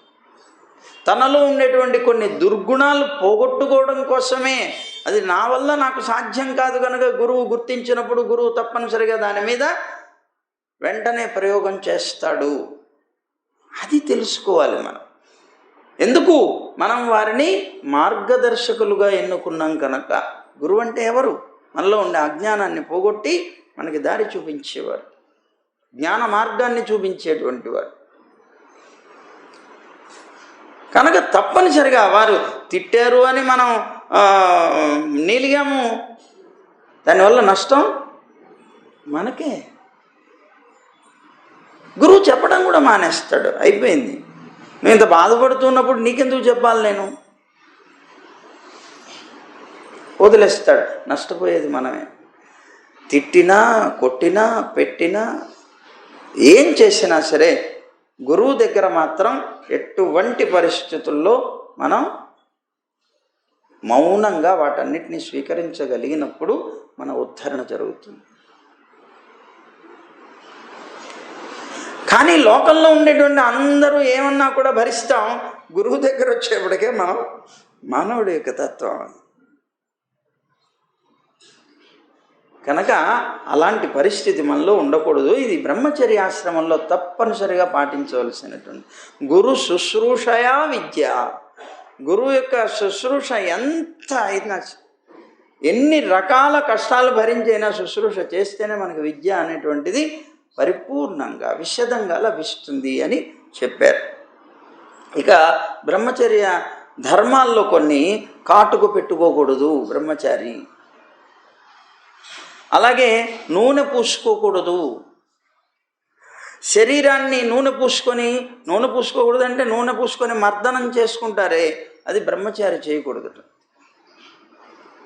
అలాగే స్త్రీని కానీ ఆ స్త్రీ రూపంగా ఉన్నటువంటి ఒక చిత్రం అంటే బొమ్మ కానీ, మాంసం కానీ, మద్యం కానీ, పూలమాలలను ధరించడం కానీ, గంధం పూసుకోవడం కానీ, లేకపోతే అనేక రకాలైనటువంటి ఏమిటవి స్నోలు ఏమంటారు, ఏవో రకరకాలు వచ్చినాయి కదా, అలాంటివన్నీ పూసుకోవడం కానీ, అలంకారాలు కానీ చేసుకోకూడదు బ్రహ్మచారి.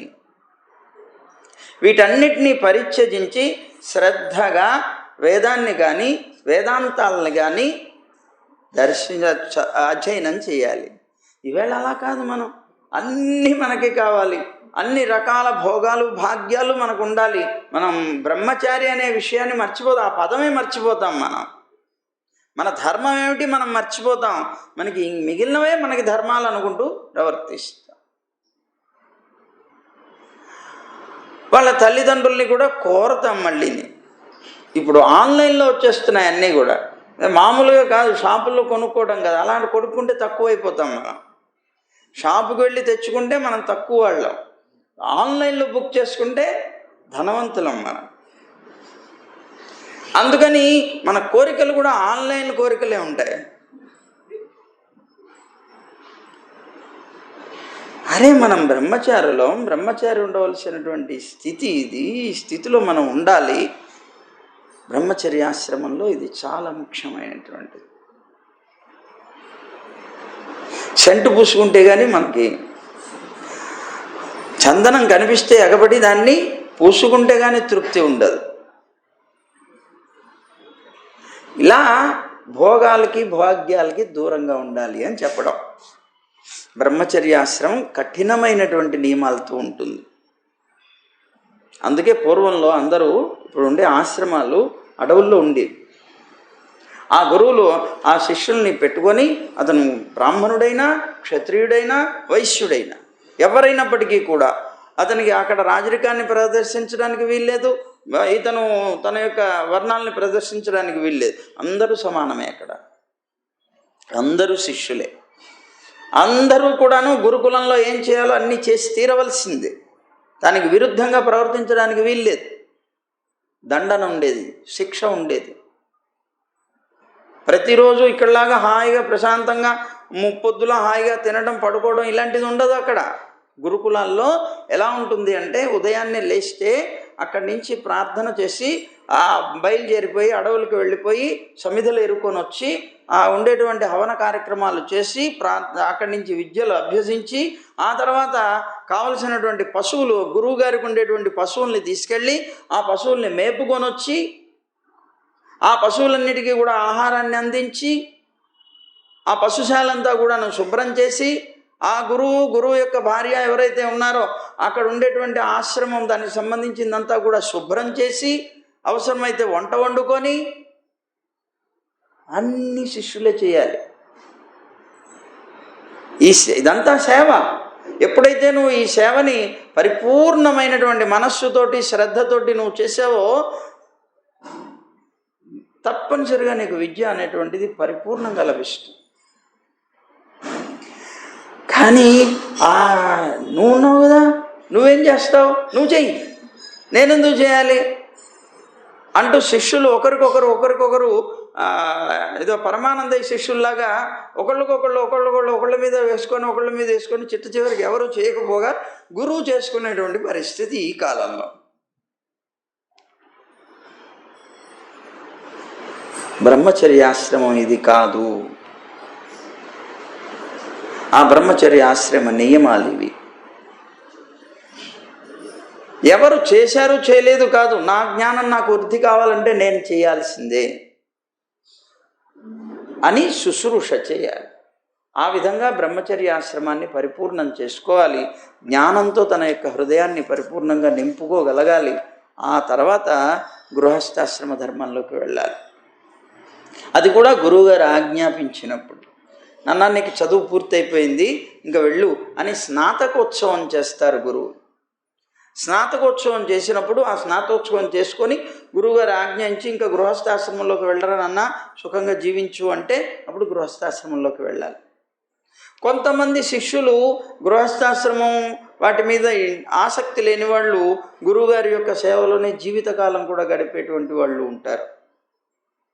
కొంతమంది గృహస్థాశ్రమ సమయం వచ్చినప్పుడు చదువు పూర్తి చేసుకోకుండా అసంపూర్ణంగా వెళ్ళినటువంటి వాడు పరిపూర్ణ జ్ఞానాన్ని లభించేవాడు కాదు. చదువు పూర్తి చేసుకున్న తర్వాత గురువుగారు ఆజ్ఞ ఇస్తారు, అప్పుడు వెళ్ళాలి, అది గృహస్థాశ్రమంలోకి వెళ్ళాలి. అయితే గృహస్థాశ్రమ ధర్మాల్లో కూడా మనస్సు లగ్నం చేసి గనక ధర్మాల్ని పాటిస్తే గృహస్థాశ్రమ ధర్మాల్ని అతను కూడా మోక్షం పొందుతాడయ్యా అన్నాడు నారదుడు. ఆ గృహస్థు చాలా సావధాన చిత్తుడై ఉండాలి. సావధానం అంటే చాలా అలర్ట్గా ఉండాలి. దేంట్లో బ్రాహ్మణుల్ని కానీ దేవతల్ని కానీ పితృదేవతల్ని కానీ ఆరాధించడంలో శ్రద్ధగా ఆరాధించాలి. వీళ్ళ ముగ్గురిని, బ్రాహ్మణులు, అలాగే దేవతలు, అలాగే పితృదేవతలు. ఏదో పితృదేవతలు అంటే అంటరాని వాళ్ళు అన్నట్టుగా లోకంలో చాలామంది భావిస్తున్నారు. ఏదో అశుభ సంబంధమైనటువంటి భావన కాదు. పితృదేవతలు అంటే అసలు నీ వంశ అభివృద్ధికి ప్రధానమైనటువంటి వాళ్ళే. కనుక ఆ ముందు పితృ సంబంధమైన కార్యం చేసే నీ ఇంట్లో శుభకార్యం చేసుకోమంటుంది శాస్త్రం. మన వాళ్ళు అవన్నీ వదిలేశారు, అదేదో అశుభకార్యం అనుకో. నీ ఇంట్లో గృహప్రవేశం చేస్తున్నావు, ముందు నువ్వు పితృకార్యం చేసి గృహప్రవేశం చేయి. నీ ఇంట్లో వివాహం చేస్తున్నావు, పితృకార్యం చేసి వివాహం చేయి. ఇప్పుడు మనం ఈ భాగవతం చెప్పుకుంటున్నాం.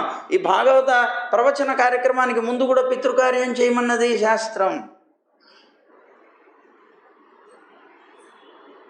అది నీకు శుభాన్ని కలిగించేది. నీ గృహానికి గృహ పరంపర ఏదైతే ఉన్నదో ఆ పరంపరనంతటినీ కూడా నువ్వు వృద్ధి పొందించేటువంటిది పితృదేవతలే. ఆ పితృదేవతా సంబంధమైనటువంటి కార్యం అత్యంత పవిత్రమైనది. ఇప్పుడు నల్ల నువ్వులు వాడకూడదు అంటూ ఉంటారు అన్నిటికీ. నల్ల నువ్వులు అశుభద్రవ్యం కాదు, అది శుభద్రవ్యం. అది శుభకరమైనటువంటి వస్తువులు మాత్రమే వాడతారు పితృదేవతలు. మిగిలినటువంటి వాటిని స్పృశించను కూడా స్పృశించరు. నల్ల నువ్వులు అనేటువంటివి అత్యంత పవిత్రమైనవి. దర్భలు పవిత్రమైనవి. అది తెలియక నల్ల నువ్వులు అంటే ఏదో ఒక ఆ కార్యాల్లోనే వాడేది అనుకుంటూ ఉంటారు. పవిత్రమైన ద్రవ్యాలు కనుక వాళ్ళు వాడతారు.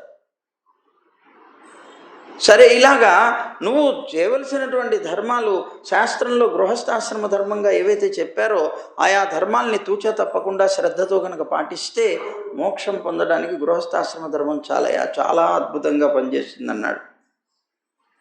ఇంకొకటి, ఆ గృహస్థాశ్రమ ధర్మంలో భార్యని భర్త ఒక భోగ రూపమైనటువంటి వస్తువుగా చూడకూడదు అన్నాడు.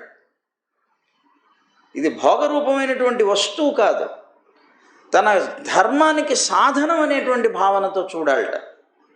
తన గృహస్థాశ్రమ ధర్మానికి ఒక సాధనంలాగా తలంచి ఆ భార్యను చూడాలట, ఒక భోగ వస్తువులాగా మాత్రం చూడకూడదు అన్నాడు.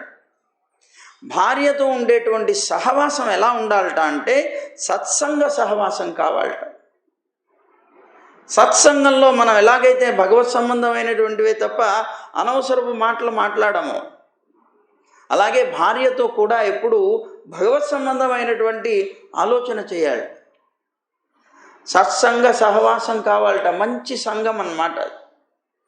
అంతేగాని ఎప్పుడు విరుద్ధ భావాలు కలిగి వీళ్ళ భావాలు వాళ్ళకి నచ్చగా వాళ్ళ భావాలు వీళ్ళకి నచ్చగా నిరంతరం కొట్టుకొని తిట్టుకొని ఇల్లంతా కూడాను గందరగోళం చేసి చివరికి పిల్లలు వీళ్ళకి సంతానం ఎట్లా అయ్యాం మనం అని ఏడ్చి ఇవన్నీ కూడా కాకూడదు. అందువల్ల సత్సంగ సహవాసం కావాలంటున్నారు. అప్పుడు గృహస్థాశ్రమం ధన్యమవుతుందయ్యా. బ్రహ్మచారులు సన్యాసులు కూడా గృహస్థునే ఆశ్రయిస్తారు. గృహస్థాశ్రమం ఎందుకు గొప్పదైంది? బ్రహ్మచర్య ఆశ్రమంలో ఉండే బ్రహ్మచారులు కానీ సన్యాసాశ్రమం ధరించినటువంటి సన్యాసాశ్రమంలో ఉండే సన్యాసులు కానీ వీళ్ళందరూ కూడా ఆశ్రయించేది గృహస్థునే. దానం చెయ్యగలిగేటువంటి అధికారం బ్రహ్మచారికి సన్యాసికి లేదు, ఒక్క గృహస్థుకి మాత్రమే ఉన్నది. కనుక వాళ్ళిద్దరిని పోషించే బాధ్యత కూడా గృహస్థుదే. ఎందుకు? దానం చేయగలిగే అధికారం గృహస్థుకే ఉంది కనుక వాళ్ళు కూడా వీళ్ళనే ఆశ్రయిస్తారు. గృహస్థాశ్రమం ఎంత ధన్యమైందో చూడండి అంటున్నారు. బ్రహ్మచారులు సన్యాసులు కూడా గృహస్థాన్ని ఆశ్రయిస్తారు కనుక అది చాలా గొప్ప శ్రేష్టమైనటువంటి ఆశ్రమ ధర్మం అన్నాడు. గృహస్థాశ్రమంలో ఎక్కువ కఠినంగా ఉండకూడదుట, ఎక్కువ సులభంగా ఉండకూడదుట. గృహస్థ అయినటువంటి వాడు మరీ కఠినంగా ఉండకూడదు, మరీ సులభంగా ఉండకూడదు. భార్యా పిల్లల మీద చాలా అధికమైనటువంటి మమత్వాన్ని పొందకూడదు, ఎక్కువ మమకారాన్ని పొందకూడదు. ధర్మం అంత మటుకు ఆ మమకారంతో జీవనం సాగించాలి. భార్యా పిల్లలు కూడా భర్త మీద అలాగే ఉండాలి, మమకారం అధికంగా లేకుండా. అది ఎందుకు? మమకారాన్ని కనుక విపరీతంగా పెంచుకొని అధికమైనటువంటి మమకారంతో జీవించావంటే మళ్ళీ అది జన్మకు కారణం అవుతుంది. ఈ మమకారం ఏం చేస్తుంది? నిన్ను చివరి దాకా తీసుకెళ్ళి చివరికి పోయేటప్పుడు కూడా వాళ్ళనే తలుస్తూ పోతాడు, మళ్ళీ సంసారంలో పడతాడు. అందుకనే ఏం చేశారు? నీలో ఉండేటువంటి ఆ భావ పరంపర నీకు మృత్యువు రావడానికి చాలా కాలం ముందు నుంచే కట్ అయిపోవాలి. అందుకే గృహస్థాశ్రమ తర్వాత వానప్రస్థం అని పెట్టింది.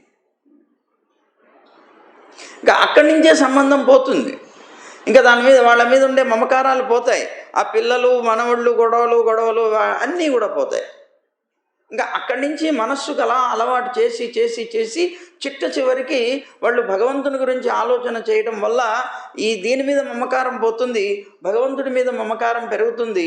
సన్యాసాశ్రమ ధర్మం తీసుకున్నా తీసుకోకపోయినా వారి యొక్క మృత్యువు కనుక వచ్చేటప్పుడు ఆ మమకారం పోయి ఈ మమకారం పెరుగుతుంది కనుక భగవంతుని తలుస్తూ చనిపోతాడు, తద్వారా మోక్షాన్ని పొందుతాడు.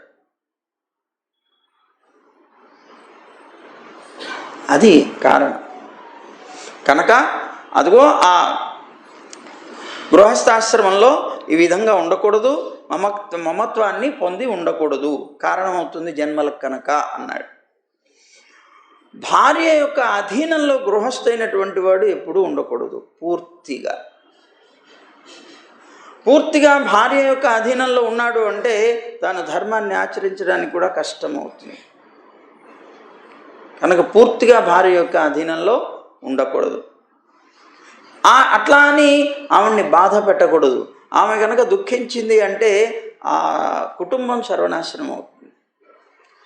ఇంటి ఇల్లాలు దుఃఖించకూడదు, ఆమెడికి కంటి వెంబడ నీరు కార్పించకూడదు. గృహస్థ అయినటువంటి వాడు అతను చాలా ప్రేమతో చూసుకోవాలి. అన్నంత మాత్రాన పూర్తిగా వారికి వశమైపోయి ఉండేటువంటి పరిస్థితి వస్తే ధర్మం అంతా తల్లకిందులవుతుంది. కనుక అలా ఉండకూడదు. వాళ్ళకి కంటి వెంబడ నీరు కార్చే ప్రయత్నం మాత్రం ఎటువంటి పరిస్థితుల్లో ఇంటి యజమాని జరిపించకూడదు. వాళ్ళని ప్రేమతో సుఖంగా చూసుకోవాలి, దుఃఖ పెట్టకూడదు. దానికి ఒక ఉదాహరణగా ఒక చిన్న కథ చెప్తున్నారు నారదుడు. ఒక రాజు ఉండేవాడయ్యా. అతనికి ఒక మహర్షి యొక్క అనుగ్రహం చేత ఆ మహర్షి గారు అతనికి పశువుల యొక్క పక్షుల యొక్క భాష ఉపదేశం చేశాడు. ఎలా తెలుసుకోవచ్చు? పక్షులు మాట్లాడుతుంటాయి, పశువులు మాట్లాడుతుంటాయి, చిన్న చీమలు కూడా మాట్లాడుతుంటాయి. వాటి మాటలు వాటికి ఉంటాయి, వాటి మాటలు వాటికి అర్థం అవుతాయి, మనకు అర్థం కావు. కానీ వాటిని కూడా అర్థం చేసుకోగలిగేటువంటి శక్తి ఒక మహర్షి వల్ల ఇతనికి కలిగింది. ఆ మహర్షి గారు ఈయనకి ఇస్తూ ఈ విద్యని ఒక నియమం పెట్టారు. నాన్న, ఈ విద్యని కానీ, ఈ విద్య నీకు తెలుసు కనుక ఏదైనా ఒక సంఘటన జరిగితే ఆ సంఘటన కానీ, అంటే ఆ మాట్లాడినటువంటి భాష కానీ నువ్వు ఎవరికి చెప్పకూడదు. ఒకవేళ నువ్వు చెప్పావంటే నీ తల బద్దలైపోతుంది అన్నాడు. ఆ ఇచ్చిన సరే పొందాడు బాబు. అలాగే అన్నాడు. ఆ విద్యను జాగ్రత్తగా పెట్టుకొని జీవనం సాగిస్తున్నాడు. ఒక రోజున ఆ రాజుగారు రాణిగారు ఇద్దరు కూడాను పక్కపక్కనే కూర్చొని సాపాటు చేస్తున్నారు. సాపాటు చేస్తూ ఉంటే ఒక చీమ రాణిగారి యొక్క కంచంలో ఉన్న ఒక మెతుకుని తీసుకుని వెళ్ళి రాజుగారి కంచంలో పడేస్తుంది. అది చూసినటువంటి ఇంకొక చీమ, నువ్వు అధర్మం చేస్తున్నావు, రాజుగారికి రాణిగారి యొక్క ఎంగిల్ని పడేస్తావా, తప్పు కదా అంటుంది. ఈ రాజుగారికి ఈ పక్షి భాష, ఈ భాష తెలుసు కదా.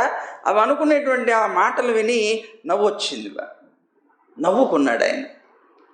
ఈ నవ్వును చూసింది రాణిగారు. ఎందుకు నవ్వుతున్నాడు ఈయన? ఉన్నట్టుండి నవ్వుతున్నాడేంటి, ఎందుకంటే మీరు నవ్వుతున్నారని అడిగింది. ఆయన మరి చెప్పాలా చెప్పకూడదా, చెప్తే తలబద్దలు అవుతుందన్నాడు ఋషి గారు.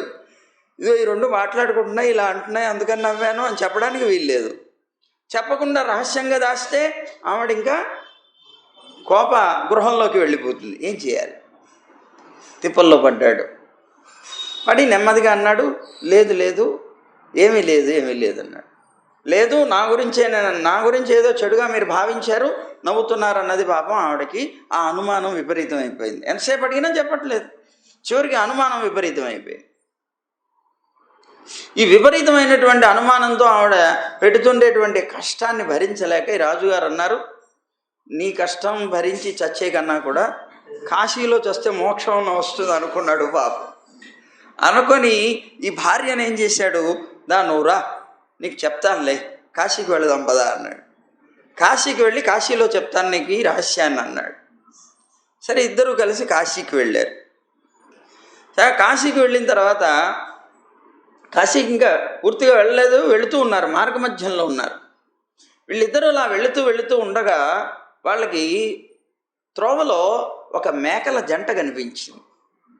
ఈ మేకల జంటలో ఆడమేక పోతు మేకతోటి అంటోంది, మగ మేకతోటి అంటోంది, పో అక్కడ బావి ఉన్నది కదా, ఆ బావి దగ్గర పచ్చని గడ్డి ఉన్నది, ఆ గడ్డి తీసుకురా నాకు ఆహారంగా అన్నది. అనేటప్పటికీ ఆ బావికి గట్టు లేదు. ఆ గట్టంతా కూడాను బావి లోపల నుంచి పెరుక్కుంటూ వచ్చింది పక్క నుంచి. నేను ఒకవేళ ఈ గడ్డి తీసుకురావడానికి వెళితే నేను జారి పడితే నేను చస్తాను కదా అనుకున్నాడు పాపం ఆయన. ఈ మేక నేను చస్తానే అనుకున్నటువంటి మేక, మగ మేక అన్నది, లేదు అక్కడికి వెళితే జారి పడిపోతాం, ఉన్నటువంటి గడ్డి అంతా కూడా దాని అంచునున్నది, నేను పడిపోతాను, చచ్చిపోతాను, చిచి నేను వెళ్ళలేను అన్నాడు. నువ్వు ఎలాగైనా సరే నాకు ఆహారం తెచ్చిపెట్టాల్సిందే అన్నది. నువ్వు తేకపోతే ఆ బావిలో పడి చచ్చిపోతాను అన్నది బాబు. దాని మీద విపరీతమైన వ్యామోహం. ఈ మగ మేకకి ఆడ మేక మీద. ఇంకేం చేయాలి? మూర్ఖుడయ్యాడు పాపం. సరే ఇంకా పోనీ చస్తే చస్తాను, ఏం చేస్తానని పాపం బయలుదేరాడు. ఆవిడ బాగుండాలి, నేను చచ్చినా పర్వాలేదు, అతను బయలుదేరాడు. బయలుదేరి ఏం చేశాడు, ఆ రాజుగారు తీసుకురావడానికి మేక బయలుదేరలేదు. మేక ఏమంటుంది, మగ మేక అంటుంది ఆడ మేకని, లేదు నేను అక్కడికి వెళ్తే చచ్చిపోతాను, నేను చస్తాను కనుక నేను వెళ్ళను అన్నాడు. నువ్వు తేకపోతే నేను చస్తానన్నది. నువ్వు చచ్చినా పర్వాలేదు అన్నాడు. నువ్వు చచ్చినా కూడా నేను మాత్రం వెళ్ళను. నేనేమన్నా రాజు లాంటి వాడిని అనుకున్నావా? భార్య మాట విని ఉన్నటువంటి రహస్యాన్ని అంతటి నీకు చెప్పేయడానికి, లేకపోతే ప్రాణాన్ని వదిలేయడానికి వెర్రివాడిని అనుకుంటున్నావా, రాజు లాంటి వాడిని అనుకుంటున్నావా అంటోంది పాపం ఈ మేక. వీళ్ళు వెళుతున్నారు కదా, మార్గ మధ్యంలో వీళ్ళు కనిపించారు. ఈ మగ మేక మాటలన్నీ విన్నాడు. ఓరి బాపురే, ఇదే రాజుగారి లాంటి వాడిని కాదంటుంది, నేను మూర్ఖుడిని అనమాట అయితే అని. అప్పుడు ఆయన తెలివి తెచ్చుకొని నన్ను మళ్ళీ వెనక్కి తిరిగి వచ్చేసేట. కాశీకి వెళ్లకుండా, కాశీలో రహస్యం చెప్పకుండా, నేను చెప్పను ఈ రహస్యాన్ని అని వెనక్కి వచ్చేసాడు అని చెప్పుకుంటూ వచ్చారు ఈయన. సరే, ఇలాగా పూర్తిగా లొంగి ఉంటే వాళ్ళకి పూర్తిగా సర్వనాశనం అవుతుంది. అలా అని వాళ్ళని దుఃఖపెడుతూ నువ్వు జీవించకూడదు. అంటే నువ్వు ఎప్పుడూ కూడా బ్యాలెన్స్డ్గా ఉండాలి. తప్పనిసరిగా వాళ్ళకి సుఖాన్ని కలిగిస్తూ ఉండాలి. పూర్తిగా వారి యొక్క మాటకి అధీనుడై జీవించకుండా ఉండాలి. ఎందుకంటే స్త్రీల యొక్క మనస్సు కొద్దిగా చంచలంగా ఉంటుంది కనుక ధర్మ అధర్మాలు వివేచన లేకుండా వాళ్ళ యొక్క నిర్ణయాలు తీసేసుకుంటే దానివల్ల ధర్మానికి ఏదైనా కష్టం కలిగి తద్వారా గృహస్థాశ్రమం చెడిపోతుంది గనక అన్నాడు. సరే, మొత్తం మీద ఇది అయ్యింది. గృహస్థు దానం చేయాలి తప్పనిసరిగా. దానం వల్ల ధనం అనేటువంటిది శుద్ధి కలుగుతుంది. దానం వల్ల ధనానికి శుద్ధి కలుగుతుంది. ఎందుకంటే మనం సంపాదించే ధనం అంతా కూడా అక్రమంతో సంపాదించేదే గనక దానికి శుద్ధి ఎప్పుడు జరుగుతుంది? దానం చేస్తేనే కలుగుతుంది. కనుక గృహస్థు భక్తికి ఎక్కువగా అవకాశం ఇవ్వాలి. కానీ గృహాల్లో భక్తికి ఎక్కువగా అవకాశం ఉండదు కదా. అందువల్ల సంవత్సరంలో ఒక్క మాసమైనా సరే, ఒక నెల అయినా సరే తీర్థయాత్రలు చేయాలి. ఎందుకంటే భక్తి అనేటువంటిది ఇళ్లలో వారి జీవన విధానంలో కొద్దిగా ఎక్కువగా ఉండదు, నడవదు గనక సంవత్సరంలో ఒక మాసమైనా సరే తప్పనిసరిగా తీర్థయాత్ర చేయాలి.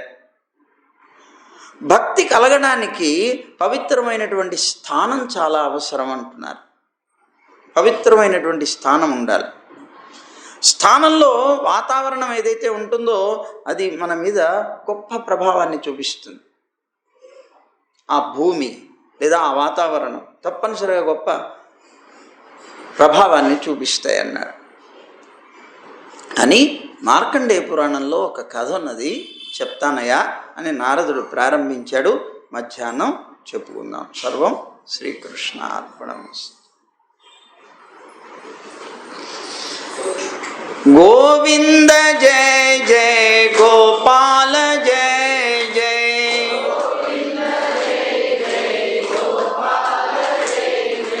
రాధారమణ హరి గోవింద జయ జయ,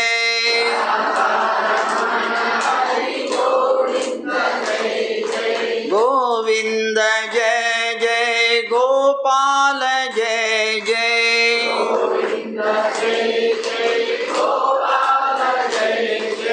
రాధారమణ హరి గోవింద జయ జయ,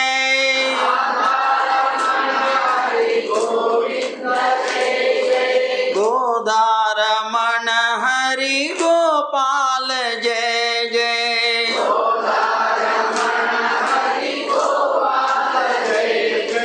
గోవింద గోవింద గోవింద జయ జయ,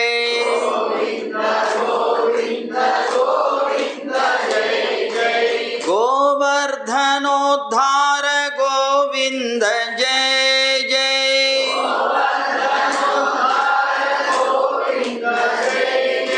గోపీ మనోహర मुकुंद जय जय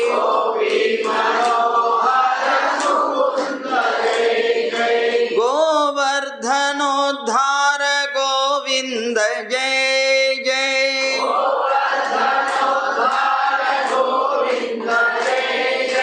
गोपी मनोहर मुकुंद जय जय